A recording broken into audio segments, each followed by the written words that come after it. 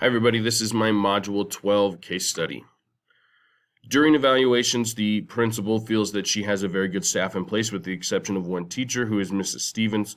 She is up for tenure this year but does not seem to be handling her students well upon evaluation. The principal has evaluated Mrs. Stevens on several occasions, and when he observes that she seems to be having a hard time motivating her students, and he meets with her privately to discuss the observations. During the meetings, the principal found that Mrs. Stevens to be hostile, irritable, and not open to suggestions from him. The meeting ended with no agreeable conclusion after Mrs. Stevens became defensive and the principal feeling as if no progress was made whatsoever.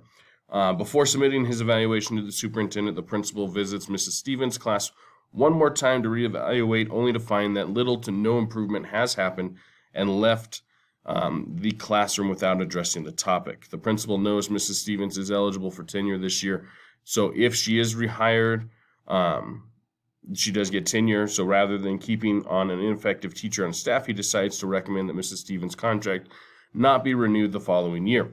Before submitting the recommendations to the superintendent, he's called Mrs. Stevens in for a conference to discuss the evaluation with her. After looking over the evaluation, Mrs. Stevens becomes very angry and states that the evaluation is inaccurate and unfair, as she has had little supervision or guidance from either him or her supervisor, and blames the lack of success on their inability to provide practical ideas for change. Before leaving the meeting, Mrs. Stevens tells the principal that she intends to put up a fight, even taking this to court, as she feels the evaluation was unfair and she was not provided with any supervision throughout this time. Legal issues here. The school and district have an ethical obligation to provide proper professional development to help the teacher succeed. Mrs. Stevens is entitled to a fair evaluation process. Legally, it can be very difficult to prove that the teacher is ineffective and remove a veteran teacher from their position. The school and district have an obligation to provide high-quality teachers for instruction, along with a fair and appropriate education for students. Synthesizing exactly what happened here, the principal is in a dilemma regarding whether to recommend Mrs. Stevens for renewal of contract after a poor evaluation and being resistant to criticism and improvement, and Mrs. Stevens has threatened to take the issue to court if she does not recommend it for her tenure. Excuse me. The facts that we know: the principal gave Mrs. Stevens a poor evaluation due to her inability to motivate students. The principal discussed the findings of the evaluation with Mrs. Stevens. The principal reevaluated Mrs. Stevens. After having that discussion, the principal reviewed and recommended Mrs. Stevens before submission to the superintendent, and the principal has not yet submitted his recommendation.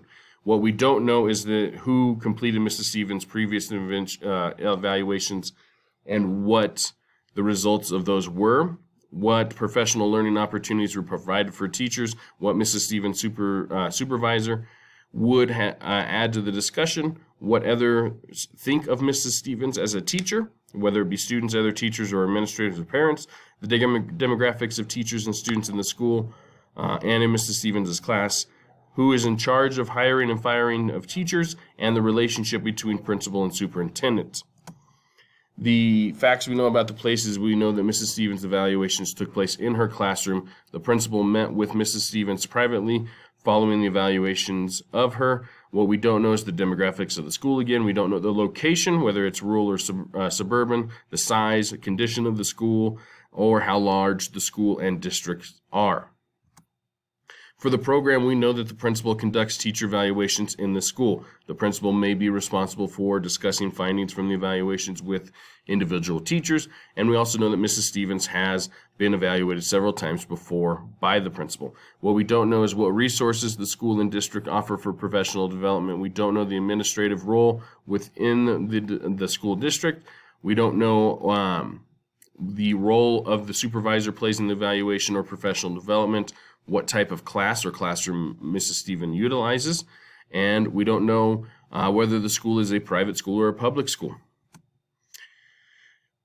So, prioritizing the information, stakeholders in this case include the teachers, administrators, Mrs. Stevens and her family, and the community and her students. Whether the principal or superintendent decides to tenure or not rehire Mrs. Stevens, it may have a negative or positive effect on the school environment, community, and the students. Stakeholders in this decision include all the teachers, all the administrators within the school and district, students, parents, community, and Mrs. Stevens along with her family. Not all stakeholders should be involved in this decision. It's not the business of the community, students, and parents to be involved in the hiring and firing of the decision. There's too much unknown in this case study, and therefore I don't feel that there's enough good information to come to a conclusion.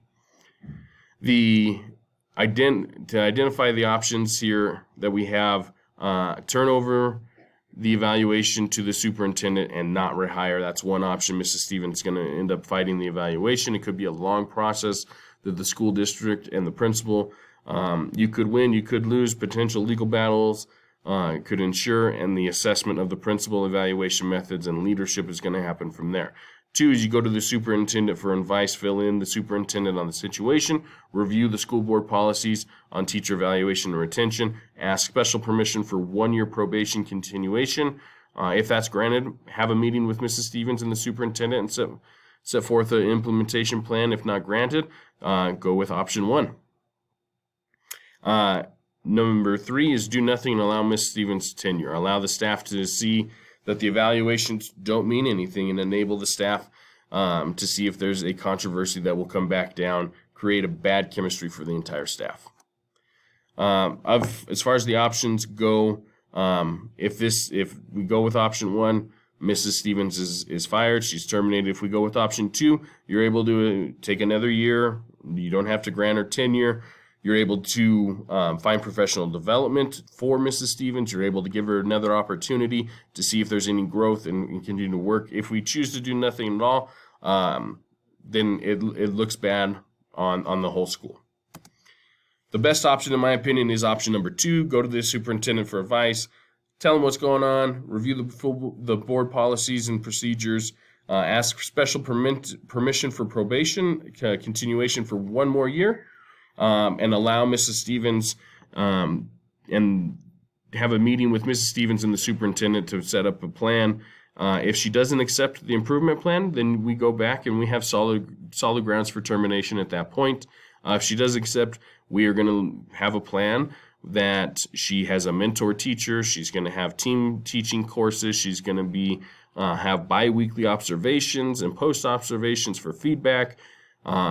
We're going to have observations conducted by peers, administrators, and the superintendent, evaluate the board policies and strengthen your school and district professional development, and assure that your our personal evaluation strategies are good to go. After the year, you have another post-observation meeting with all the parties involved to establish Mrs. Stevens' continuation for the school and in the districts.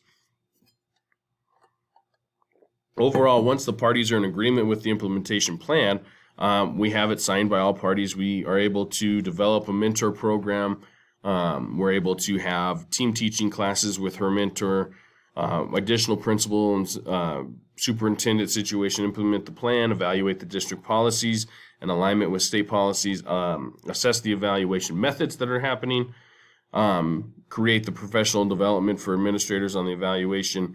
And for Mrs. Stevens, she will have to adhere to the implementation plan that's put in place. We want to make sure that we are developing a better evaluation process during this. We're going to train administrators during the process and transparency to the staff on the process. And we make sure that the staff is aware of everything that's going on and making sure that they know the changes that will be made. We'll provide additional professional development for teachers and for administrators on the evaluation process. Establish mentor-mentee programs for new hires so that staff, administrators, team teaching is necessary. We make sure that everybody has somebody that's there to help them. And we're going to strengthen the board policies if necessary for termination. In conclusion, there was not enough information to have a definitive answer to the situation. If we were provided more information, it would have helped in our decision making. I feel that the best option for this situation was give Ms. Stevens another opportunity because we did not have the background on how many times she had been observed in previous years, what her evaluations were in previous years, professionalism amongst both parties, the evaluation process, the principal's experience, And so allowing her another opportunity in another year allows for all parties to assess their own practices, develop a better evaluation process, and better professional learning environment for the entire school. Thank you.